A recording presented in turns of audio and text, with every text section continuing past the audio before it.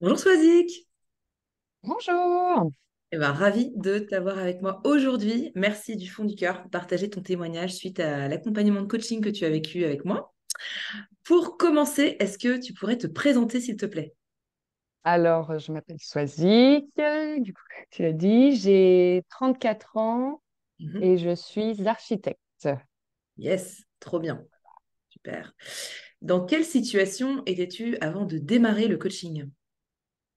Alors, j'étais un petit peu perdue parce que ça faisait un moment où je me posais des questions sur mon métier, je souhaitais aussi partir à l'étranger et j'étais un petit peu perdue dans tout ça. J'arrivais pas à concrétiser exactement mes projets, à savoir comment faire, quoi, comment. Donc, voilà. C'était surtout, j'étais un peu perdue. Ouais, ouais, tout à fait. C'est vrai que quand on décide de partir à l'étranger, il y a plein de codes qu'on connaît pas, donc ça peut faire peur en fait. Tu vois, le fait de d'être dans un pays différent d'une autre, c'est pas, tu vois, il y a tout un environnement appréhendé, etc. Donc c'est pas toujours évident en effet de se faire ce pas-là. Et il y en a plein aussi d'autres. Moi, je l'ai vécu aussi à un moment donné de ce départ à l'étranger. Il y a une forme de préparation à avoir et alors, pour le coup, quelles étaient tes attentes par rapport au coaching?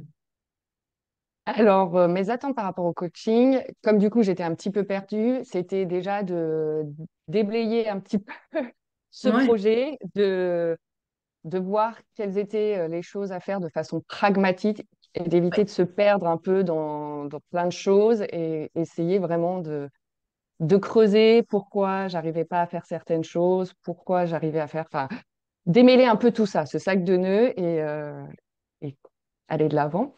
ouais, ouais, c'est ça, exactement, tout à fait, ouais. Donc, de gagner en clarté sur Exactement. tu aimerais aller en termes de pays, parce que tu avais vraiment envie de pouvoir avoir cette expérience en dehors de la France. Et puis, en termes de métier aussi, de peaufiner et d'avoir plus de confirmation sur ce qui vraiment t'anime, en fait. Euh, Exactement. et pour le coup, pourquoi as-tu choisi de travailler avec moi? Pourquoi j'ai choisi de travailler avec toi? Parce que bon, j'avais déjà eu un écho de ton travail avec une amie et je m'étais dit que déjà au niveau feeling, ça allait marcher, c'est important parce que c'est un processus qui n'est pas simple aussi, parce qu'il y a un travail sur soi à faire, tout ça, donc il faut être bien accompagné, il faut que tu sentes d'être bien avec la personne et que en m'étant un peu renseignée sur ton travail, je m'étais rendu compte que oui, ça correspondait à ce que je recherchais au Mhm. niveau pragmatisme et surtout motivation et joie dans ce qu'on fait, quoi. C'est ça que je t'ai choisi. Ok, merci beaucoup. Euh, et quels ont été les résultats obtenus par rapport à tout le cheminement qu'on a eu ensemble sur ces plusieurs mois, justement, cette envie d'aller de l'avant, etc. Le résultat obtenu, c'est que je vois beaucoup plus clair. Alors concrètement, mon projet d'étranger est en cours, donc parce qu'il y a eu un gros travail de fait et sur moi Ouais, et sur mon professionnel, la vie perso, pro. Donc j'y vois plus clair et je suis en train de concrétiser ce projet de partir à l'étranger. ouais. C'est pas Et, encore fait, mais j'ai tout pour que s'y arrive. Ça yes. marche. Et au niveau du métier, alors aussi, est-ce que tu peux nous expliquer un petit peu là où tu en es aujourd'hui? Est-ce que tu avais envie de clarté aussi là-dessus? Alors pour le métier, c'est vrai que je me suis posé pas mal de questions, autant d'un point de vue pratique même du métier et plus général sur la profession en elle-même. Ouais, Donc là, j'ai, je sais maintenant ce que je veux et ce que je veux plus faire. Donc ça, c'est ouais. important. Et bon, j'ai aussi comment je veux organiser ma vie d'un point de vue professionnel, ce qui importe, mais Mhm. aussi ce que je veux apporter à mon métier, quoi. Je veux plus Ouais, subir ce métier, ni subir. Je veux ouais. vraiment apprécier ce que je fais et le partager.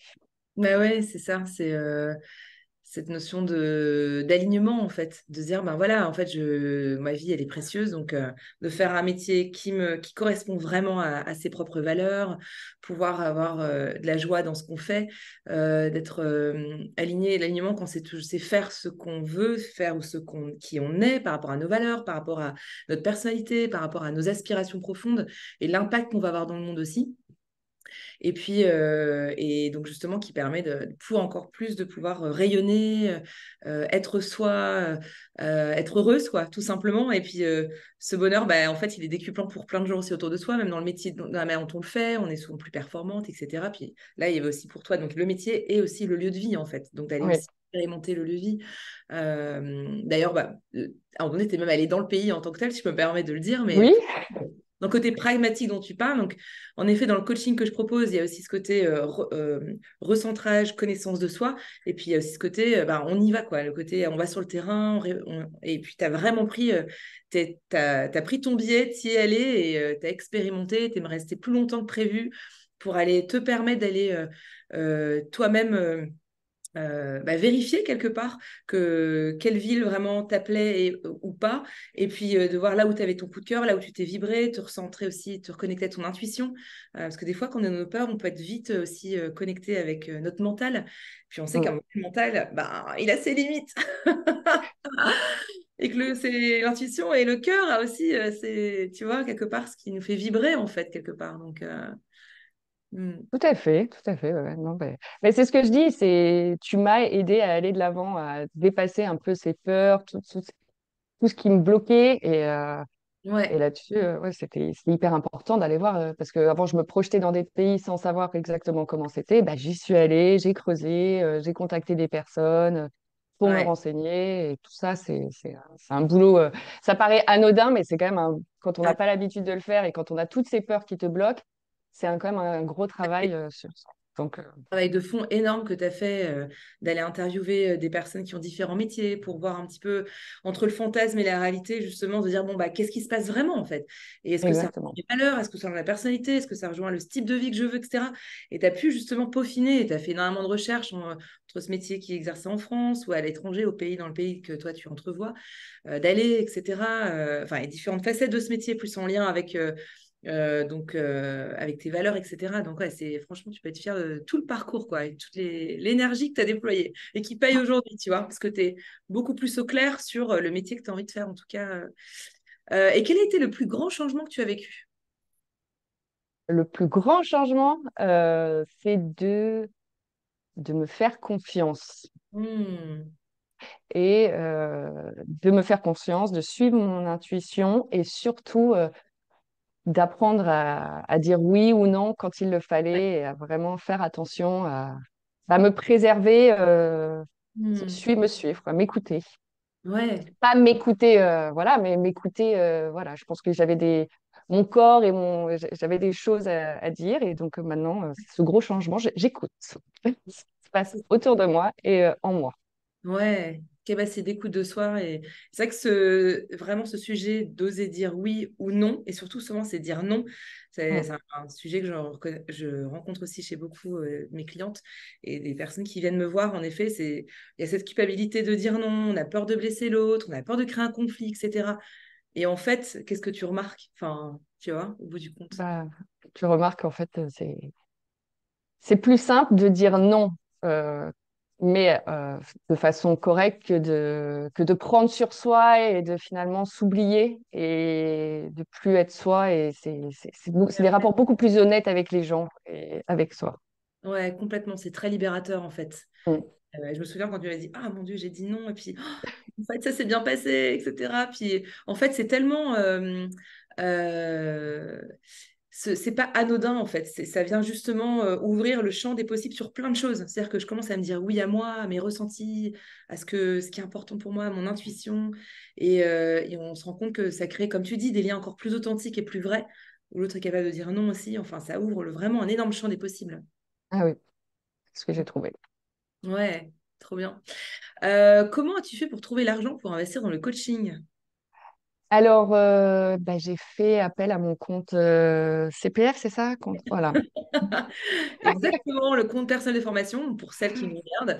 Je suis finance, mais enfin, je suis non, mes forfaits coaching sont finançables au CPF, compte personnel de formation, donc et OPCO aussi pour toutes celles qui sont entrepreneurs, dirigeantes, etc.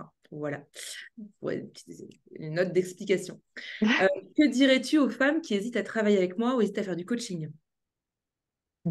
Au moins essayer. Ouais, Ça coûte rien d'essayer Et une fois dedans, c'est motivant.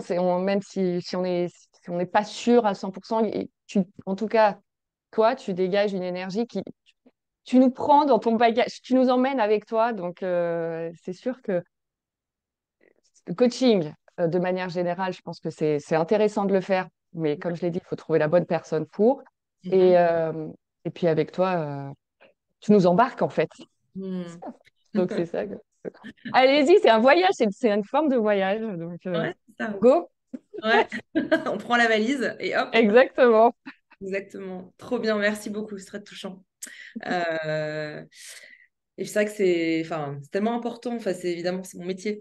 Ma mission de cœur, c'est de pouvoir vraiment faire en sorte que chaque femme puisse repartir. Enfin, voilà, avec cet accès à ce rayonnement intérieur, en fait, parce qu'on est toutes des ambassadrices aussi de ce rayonnement, et plus on rayonne, plus ça invite d'autres femmes à le faire aussi, ou d'autres femmes ou d'autres hommes d'ailleurs, hein. Et voilà, c'est vraiment au service de soi et du monde, en fait. Quel serait le mot de la fin, Swazik, de ce témoignage? Un mot de la fin. Ouais. Euh, sur, j'ai pas de grand merci. Je Bah, sais ouais, pas. bah, c'est très touchant Voilà, un aussi. grand merci pour tous ces moments partagés. Voilà, et puis pour ce soutien. Parce que pas croire, hein, il y a des hauts et des bas, hein, mais Ouais. c'est toujours là. Donc, grand merci Avec pour tout plaisir. ce travail. Avec grand merci à toi, Swazik, pour toute ta confiance. Puis franchement, bravo pour tout le chemin encore que tu as parcouru. Et puis tout ce qui s'est ouvert aussi et tout ce qui est possible pour toi. Merci encore. Et puis bah, à très bientôt. À très bientôt. Au revoir.